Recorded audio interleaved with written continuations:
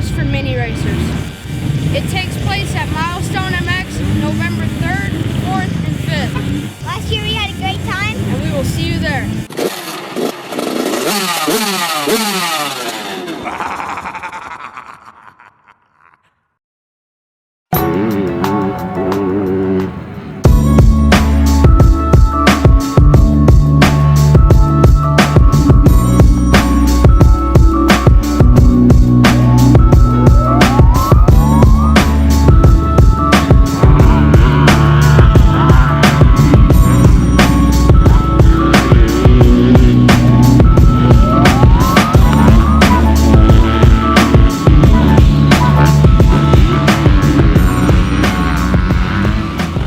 Hey everybody, this is Pat Foster with TransWorld. We're out at Zacha Station today for probably the most highly anticipated bike of 2018, the 2018 CRF250R. So we've been really excited to finally get our hands on this bike.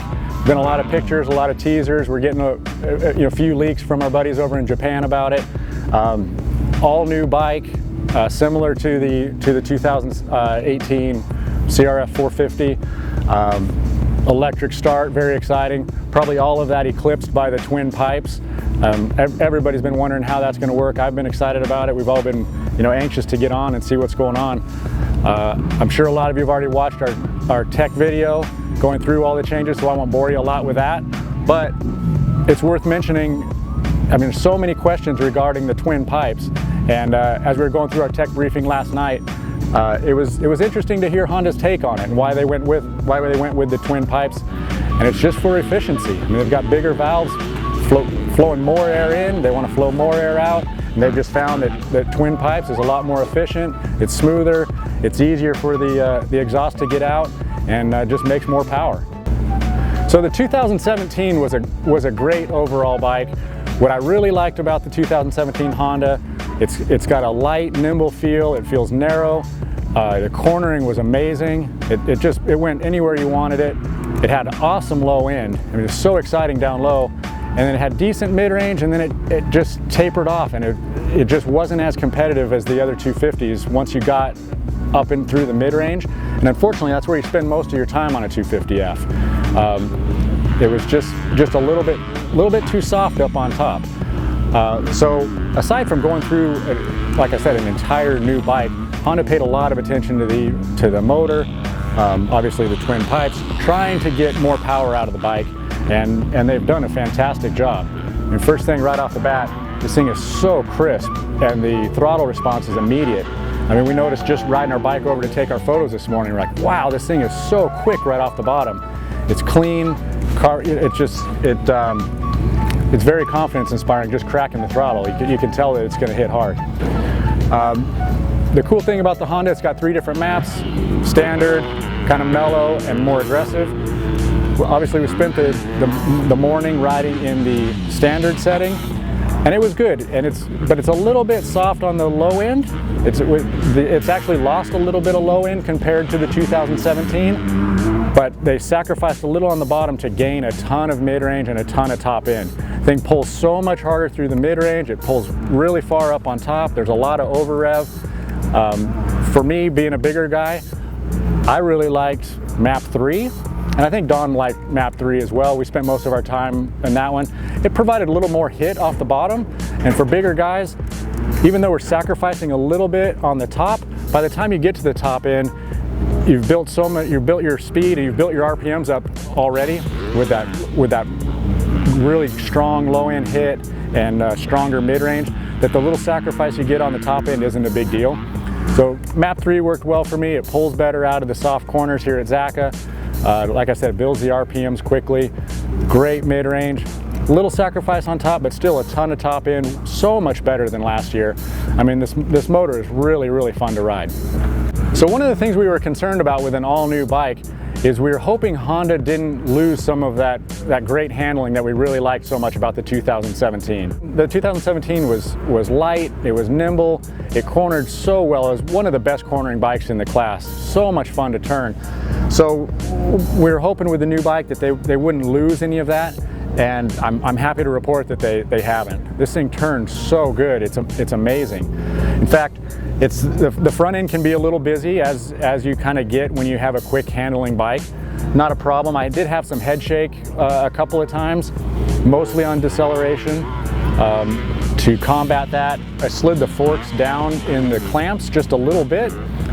Usually that will affect your cornering a little. It won't be quite as quick, but one, it didn't affect it much at all, and two, the cornering was so good. Zakka has a lot of long, fast, sweepy turns, and you can go in and like almost not shut off and just lay the bike in, and so you're railing the berm or the rut.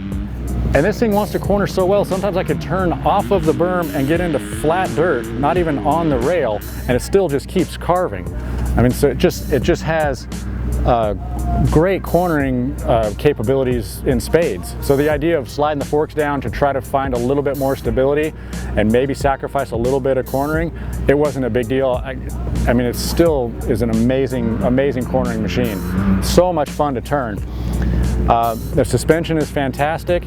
Last year the suspension was a little bit soft for me. I didn't have any problems with it at all. I did a couple of clicks of rebound on the shock to keep the rear end settled, a couple of clicks of rebound in the fork, just because I like a calmer front end, and especially when you're going in aggressively, I like it to stick, and that planted the front wheel really well. But man, those concerns of maybe they lost some of the cornering for 2017, unfounded. This thing works amazing. So the only issue that we experienced today that wasn't stellar on the bike, a couple times we came in and the bike was getting hot and it would boil over, and not sure why that happened. We ended up changing the cap on the radiator, and it still happened again, maybe 3 or 4 times on us. We got hot and boiled over. I don't know, there's maybe a dozen bikes here, maybe a dozen other magazines. I haven't seen anybody else have that problem, so I'm not sure what the issue is, but you know, I thought that was worth mentioning. If we're gonna get nitpicky, and this is crazy nitpicky, the grips are a little bit fatter than we'd like. They feel a little bit big in your hands. Donnie said he got a little arm pump. I noticed it as well. It's a little bit fatter than some of the aftermarket grips that we run. You know, if that's the worst thing you got to do, you got to spend 15 bucks on some grips. You know, that's a good problem to have. I mean, overall, we had a great day today. Both of us, Donnie and I, both had a really fun time riding. The motor's fantastic. It handles so well. I didn't talk about the rear end earlier. The shock is great. The rear end tracks so well. Handling the chop, handling the big hits, stays very well connected to the track. Really complimenting the new motor. The motor is just night and day better than last year. I love the idea that you've got the maps. You've got 3 different variations in motor performance. Like I said, the stock map, if that's all I had, I'd go, hey, you know what, this thing needs a little bit more low end, maybe a tooth on the back. Push the button a couple of times, go to map 3, I've got more low end. I mean, it's just very cool. Like I said, a little bit of head shake, but you're going to get that when you have a bike that corners as well as this Honda does. And it wasn't a big problem, just worth mentioning. So anyways, we've got our shootout next week. We're going to get this thing up against all the other bikes, take it to a few different other tracks. We're really looking forward to it. Stay tuned, guys. Thank you very much.